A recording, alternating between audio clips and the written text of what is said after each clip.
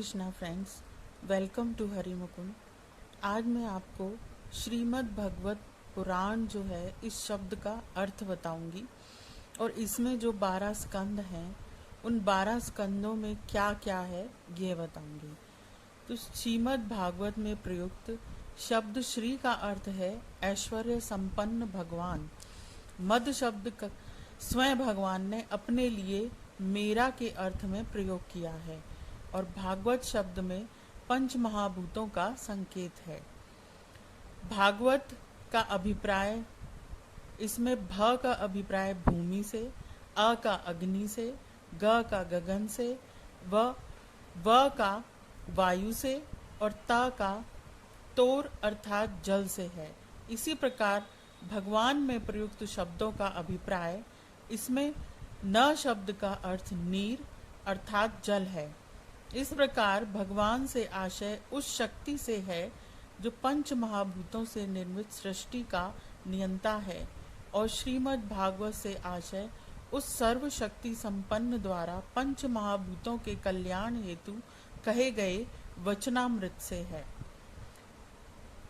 जिस कथा को हम श्रवण करते हैं, हमें ज्ञात होना चाहिए कि देवतागण भी इस कथा को श्रवण करने पृथ्वी पर आए थे।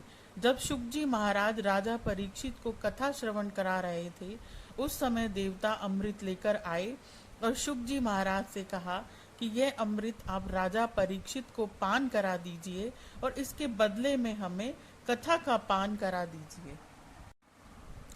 12 स्कंदों में से प्रथम स्कंद का अर्थ है।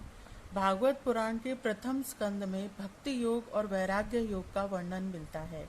द्वितीय स्कंद में, भागवत के द्वितीय स्कंद में ब्रह्मांड की उत्पत्ति और विराट पुरुष का स्वरूप का वर्णन मिलता है।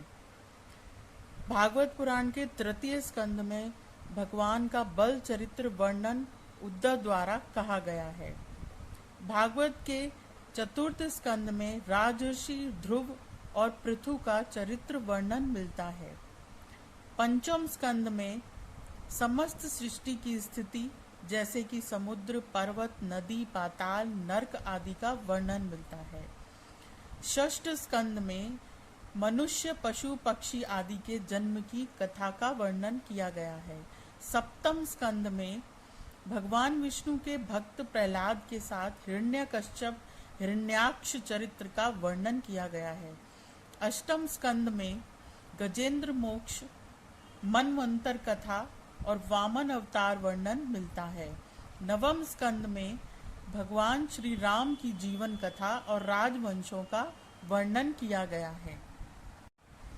दशम स्कंद में भगवान श्री कृष्ण की अनंत लीलाओं का वर्णन मिलता है। 11वें स्कंद में यदुवंश का संहार कैसे हुआ यह बताया गया है। 12वें स्कंद में भागवत पुराण का आखिरी स्कंद है।